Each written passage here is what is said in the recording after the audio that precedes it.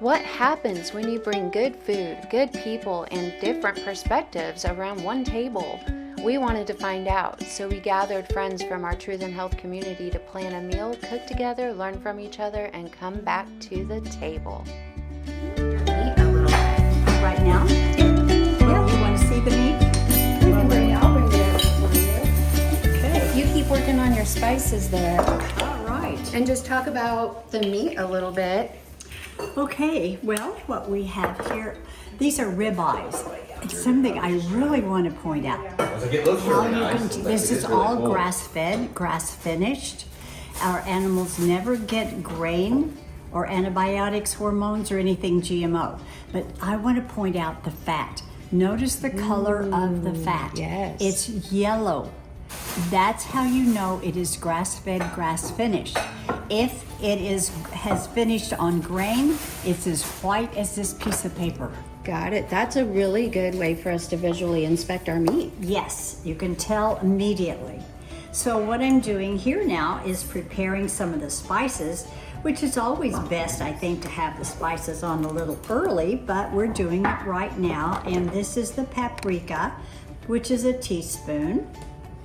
And I've already had it marinating overnight in sea salt. Now, there is absolutely a difference in sea salt. It depends on the sea where it's from.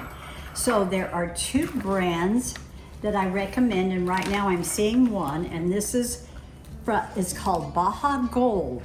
Okay. This is just south of California in Mexico. And this water is very, very clean, so you get none of the bad stuff that's in the sea. And those seasonings are going to go on the meat? Yes, this is already marinating in that Perfect. salt. And here is another brand. This is Maldon. This is from England. It's the south of England. And both of these sea salts are very good. I do not trust any other sea salt. Now we got our produce. Beautifully Oklahoma grown. Yes, so I can say that some of this was sourced from my backyard, but being the heat recently and I have not been able to maintain some things, I went to a great local resource in Flora Bodega over off Walker and 30th to get some Oklahoma grown greens. So that is a great regional kind of supply where you can get a lot of Oklahoma grown products. Out of my yard, we do have some cherry tomatoes, grape tomatoes. We have some green or purple onions that were harvested earlier this year, so they're just kind of cured and ready to go. This is a little bit different type of a cucumber. Some of them are a little beat up, but these are an Armenian cucumber. They do better in the heat, so they are still surviving currently. And then we do have a little medley of some different peppers.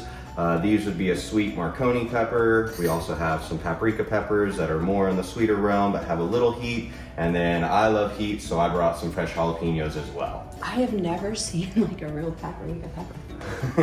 I've only seen it in powder. Right? That's so cool. Mine didn't produce like that. Mine were much smaller. Much smaller? Oh, yeah. okay. But I'm assuming there's maybe different. There's different types. Oh yeah, I was like, you can get some that are from different regions. So if you get more locally sourced seeds, so I have found that if you can source local seeds, they seem to thrive a little bit better. And they are I was like, they're a native, they're a non-GMO, they're adapted to the climate versus trying to get just like an organic seed that maybe was grown in Colorado or maybe out on the West Coast. You're not going to necessarily have as good of a harvest year after year until they kind of adapt. Okay. Can I put this in items from? I want to put this in glass, not sitting in a plastic. Can you do that? Yeah, why do grocery stores still make everybody carry their food out in plastic? Okay. I don't know. We did so good with paper for a while, and now we're all back to plastic bags. Hormone disruption. Hormone disruption, that's a big one. Like when I walk into a room with a Glade plug-in, my body immediately starts going, "Ugh, get out of there." I can tell when I'm showing houses and they've got all the plugins in Yes. the hallways, and they're just how fast can I? Even cologne and perfumes will do that to me. I can't be around fragrances at all. Isn't it crazy? Yeah. How when you start removing all those toxins from your Yeah. environment, then you're exposed to them for just a little bit, and it's very true. It really affects you. So what other healthy swaps should we be doing in the kitchen? Like we talked a little bit about this, so glass bowls instead of plastic bowls, mixing, storing, even serving bowls. And what are your thoughts on oils and vinegars and Anything in your kitchen, from your pantry to what you're eating off of, what you're preparing your food off of, that can be glass or wood or stainless steel. It just supports our immune system and our endocrine system. And like Stephanie, she was doing personal research, I was doing personal research, and it just started making sense. That's what I really love about what you girls do, is you really kind of uncover the toxins that are in people's environments, and because you sell homes, you're in a lot of different homes. And so are you seeing newer homes are less toxic than older homes? We're really looking for that builder, that trend. Okay. They're out there, because there are so many products that we can start. Wool insulation, wool carpets. Oh, I've never heard of it. What about hemp? Hemp carpets, absolutely. Hemp is really good textile. Yeah. Choosing tile over full room carpeting unless you can afford. I mean, some of the stuff's really expensive, but you have to think about the trade-off with your question. What's your favorite butter to sear in? Oh, absolutely Kerrygold. Kerrygold butter from Ireland. And we should see and hear It's so hot sizzle. already. Perfect. Yes, we want to see and hear it sizzle. I want it to sizzle a little more, so I'm going to turn it up a little more. Because we want it to really sizzle. And I want to point out again the fat on the meat. And we talked earlier about it being yellow. The yellow is from the minerals and the beta-carotene that the cattle are getting, because that's all they eat is forage. We do not supplement with anything else. How long have you been raising cattle? Well, my goodness, the farm ranch itself has been in our family over 100 years. Wow. But as far as raising this kind of meat for the last 15 years. Okay. Yes. So I wanted to also point out the minerals that are in here in this meat, of course, of what the cattle eat, but the native grasses that come up every year, their roots go way down, and during drought seasons, which we're in right now, those roots go even deeper to get the moisture, but they're bringing up all these minerals to the top and putting it into the forage. That living soil. Yes, that's one reason why the meat is so tasty, because the minerals supply the taste. And that's what we're missing on a lot of the meat you buy in the stores. You just don't get the same quality. You do not. And you'll notice that whenever someone eats our meat for the first time and you're accustomed to what they've been buying, that is grain finished, they say, oh my gosh, this tastes so good. Yeah. Well, it does. It has a real earthy, I call it robust, a robust flavor. Want two or stack them right there? Okay, maybe you can stack them, then we're going to go to the cutting board and cut. And then you have the top. Yes, I do. And we wanted about medium rare, so let's just check. May I have a sharp knife? You want a sharp knife? Sharp knife. Is this one big enough? This looks good.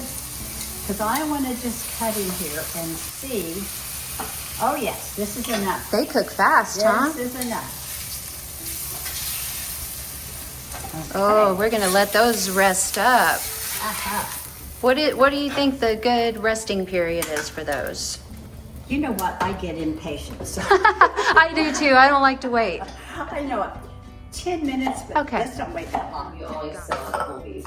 No, I love this. Kristin, did you just say this is from an olive tree? I did. I have a few. They're from olive tree. Look It's at how olive beautiful tree these wood, are. I guess you would say. It's actually from Greece. Wow, you have the coolest stuff in your And how long house. did they cook That is a for? really cool, healthy swap. And I bought them just because they were beautiful and useful, and I had no idea that I was making a really Yeah. good, healthy swap and not starches in my opinion. Yeah, I love that. And our plants are full, our trees and plants are full of so many uses, and we moved away from it to plastic. Exactly. And I don't think we have any idea what we have not tapped into. Have you looked at all of the black plastic and the toxicity in the black plastic versus any other, right? Oh my gosh, and they put all the rotisserie chickens in those. With the heat, under the heat lamp. Have more ingredients than everybody else. He's like, I got one job only. I was like, I'm just doing chocolate. I'm getting stuff prepped. I wasn't sure, what do we need to do for the dressing? I'll need a half cup of fresh lime juice. Paige is making our cilantro lime vinaigrette with extra virgin olive oil in a glass bottle, healthy swap, fresh lime juice squeezed by Zach, and Dijon mustard, honey, garlic, cilantro, and a little red wine vinegar, sea salt, and pepper. We didn't have the vinegar the original recipe called for, so we pivoted. That's real cooking. Use what you have. Taste as you go and make it your own. That's what you do when you're cooking with friends and cooking at home. Use what you have. Don't overcomplicate it. For our power bowls, we started with quinoa, added seasonal vegetables from Backyard Harvest, and ribeye from BF Farms, avocado, goat cheese, and finished everything with this homemade cilantro lime vinaigrette. It's colorful, customizable, and an easy way to bring a variety of whole foods together in one meal. I have 4 wiener dogs. I don't think I can fit one more. I was like, I got like 15 chickens. I don't have a yard. It's just chicken. Do you have grass from the do they eat all your grass? So I will give credit for the amount of poop they put in the yard. They fertilize it so much that my backyard looks better than my front.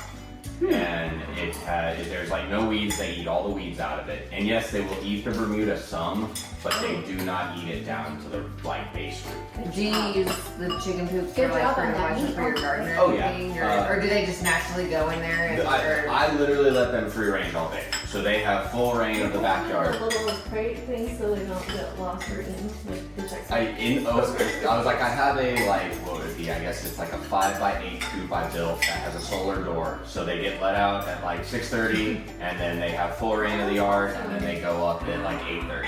Can I add one of those back here? Yeah, we can do chickens in your yard. As long as, you'd have to, I don't know if your HOA would allow it. That's, So you just wouldn't be allowed to have a rooster. Right. The hens are a lot quieter, but they do have a song every time they lay an egg. So That's so sweet. that is one thing they that, sing a song. yes, they literally sing a song. Jayne, your meat just like melts in your mouth. It's so It's good. so good. Yeah. Good to know, guys. Thank It's just like, and I don't feel like creamy is the right word, but that's like the word that I'm gonna use. It's like velvety. Yeah. It's Yeah. different. It's not chewy. It's just milk. Cooked to perfection. Mm-hmm. Cooked to perfection. Thanks, The guys. flavor is amazing. The flavor. Who said that? Me. Yes. Yes. Because that's what we hear from people all the time. Minerals, guys. That's the minerals. Mm-hmm. It's actually nutrient dense. Absolutely.